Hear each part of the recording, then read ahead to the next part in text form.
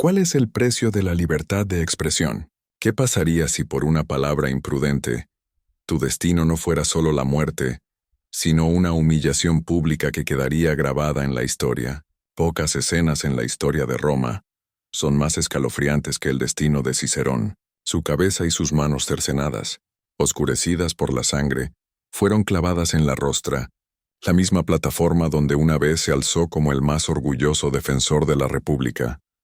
La multitud que se congregó observaba incrédula. La voz que una vez había tronado contra la tiranía se había extinguido. La voz que había calificado a Marco Antonio como una amenaza para la libertad había sido silenciada, no con argumentos, sino con acero. No fue una simple ejecución. Fue una humillación tallada en madera y carne. Cada clavo que mordía los restos de Cicerón era una declaración del triunfo de Antonio. Cada gota de sangre era una prueba de la caída de Cicerón. Tras años de resentimiento, Marco Antonio había reclamado su venganza y se aseguró de que toda Roma fuera testigo. La filosofía, la libertad y el arte de gobernar fueron mutilados junto al hombre que los encarnaba. Pero, como el orador más talentoso de Roma, un hombre cuyas palabras podían doblegar a senadores e inflamar las pasiones del pueblo, encontró un final tan grotesco y público. La respuesta no reside en una sola traición, sino en una prolongada guerra de palabras y principios. Un choque tan amargo que llevó a Antonio a buscar venganza, más allá de la propia muerte. Esta es la historia de una humillación pagada con una carnicería. Nuestra historia comienza en el caos que siguió al asesinato de Julio César. El dictador vitalicio yacía muerto en el suelo del Senado, apuñalado por hombres que se autodenominaban libertadores. Creían haber salvado a la República de la tiranía, pero en realidad habían desgarrado Roma, dejando un vacío de poder que amenazaba con consumir el Estado. Dos hombres se alzaron rápidamente para dominar esta escena turbulenta. El primero era Marco Tulio Cicerón. Aunque no fue uno de los asesinos, Cicerón era el corazón palpitante de la causa republicana. Un hombre nuevo sin linaje aristocrático, que había escalado la pirámide política gracias a su brillantez como abogado, orador y estadista. Para él, la muerte de César era la oportunidad de restaurar la vieja república. El segundo era Marco Antonio, un general experimentado, endurecido por años de campañas. Antonio había sido la mano derecha de César. Para él, los asesinos no eran héroes, sino traidores que habían masacrado a su amigo. Era un hombre de acción, no de filosofía, y contaba con la lealtad de los veteranos de César y el afecto del pueblo romano. Durante unos meses de tensión, se mantuvo una paz frágil. Parecía posible que Cicerón y Antonio pudieran trabajar juntos, pero esta tregua estaba construida sobre arena. Sus visiones de Roma eran irreconciliables. Cicerón soñaba con una república gobernada por la ley y la tradición, salvaguardada por el Senado. Antonio, moldeado por el legado de César, creía en la fuerza del líder individual, respaldado por el poder militar. La desconfianza crecía. Para Antonio, Cicerón era un académico pomposo. Para Cicerón, Antonio era un bruto borracho, un tirano en potencia. Era inevitable que uno de los dos golpeara primero. Ese golpe no llegó con una espada, sino con el arma más afilada de Cicerón: su voz. Cansado de la diplomacia, se plantó ante el Senado y pronunció un discurso fulminante, el primero de una serie de 14 ataques conocidos como las Filípicas. El título en sí era un insulto, evocando los discursos del orador ateniense Demóstenes contra el tirano Filipo de Macedonia. Con ello, Cicerón se erigía como defensor de la libertad y presentaba a Antonio como un déspota extranjero a las puertas de Roma. Los discursos fueron devastadores. No solo atacó sus políticas. Desmanteló al hombre, lo llamó borracho, mujeriego, cobarde y una desgracia. La segunda Filípica fue tan salvaje que Cicerón ni siquiera la pronunció. Simplemente la publicó para que toda Roma la leyera. Para Antonio, cuya reputación lo era todo, fue una humillación a una escala sin precedentes. La campaña de Cicerón funcionó. El Senado se volvió contra Antonio.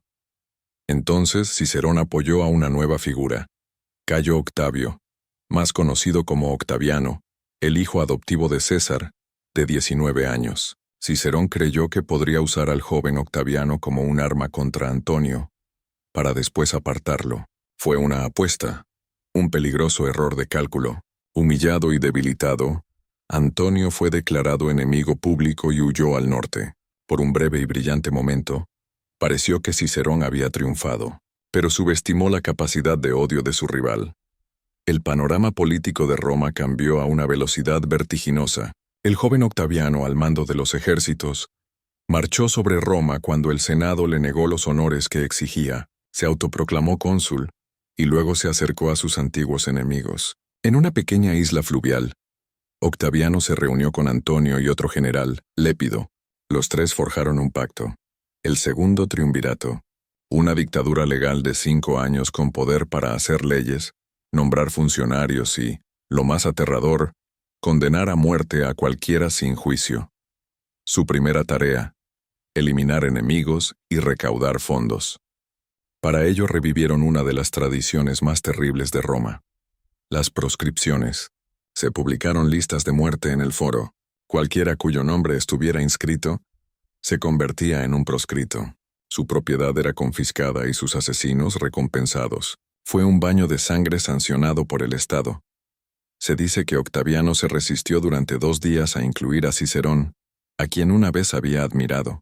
Pero Antonio fue inflexible. La humillación de las Filípicas aún ardía como una herida abierta. El nombre de Cicerón, exigió, debía estar en lo más alto de la lista. Esto ya no era política, era venganza. La casa de Marco Tulio Cicerón había comenzado. Cuando Cicerón supo que su nombre estaba en las listas, supo que su fin estaba cerca. Tenía 63 años, cansado y marcado por la lucha política. Intentó huir, pero su escape fue vacilante, lleno de desesperación. Parecía casi resignado a su destino. Moriré en el país que tantas veces he salvado, se lamentó. Finalmente se retiró a su villa costera, como si hubiera aceptado lo inevitable. Los agentes de Antonio no tardaron en encontrarlo. Cuando llegaron los asesinos, los sirvientes de Cicerón estaban dispuestos a resistir, pero él los detuvo. No permitiría que se derramara su sangre por él. Ordenó que bajaran su litera. Los últimos momentos fueron registrados por varios historiadores. Cicerón, frágil y agotado, se asomó y ofreció tranquilamente su cuello. «No hay nada correcto en lo que haces, soldado», dijo, «pero intenta matarme correctamente». El golpe fue torpe.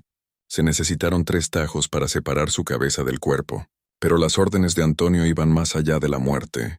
Los soldados le cortaron ambas manos, las mismas manos que habían escrito las Filípicas.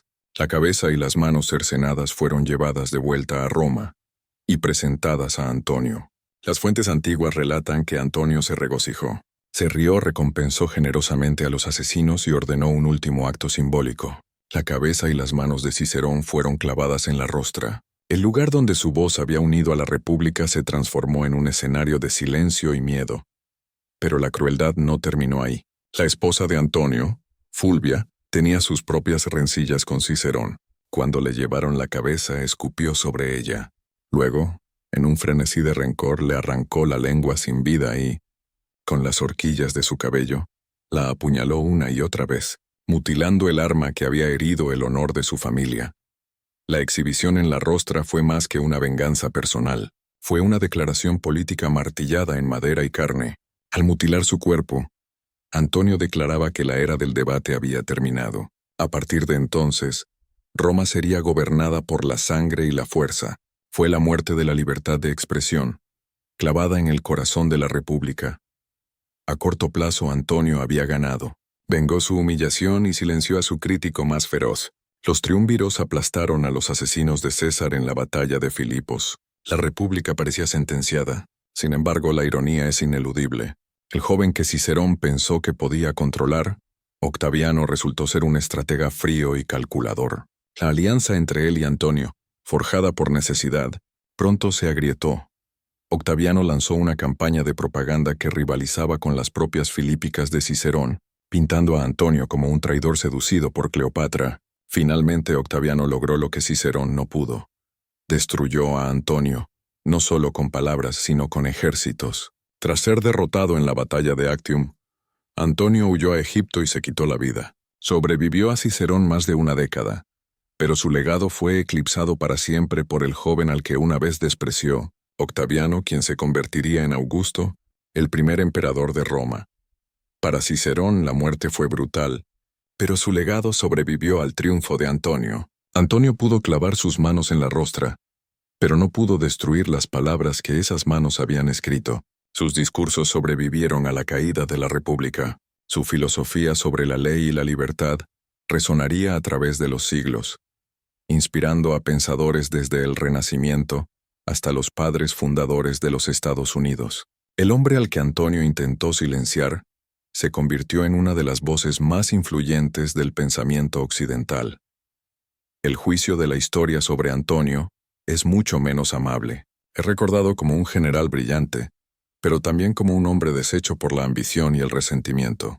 Su venganza sobre Cicerón ahora parece un acto desesperado de rencor, porque aunque Antonio ganó el momento, Cicerón ganó la memoria.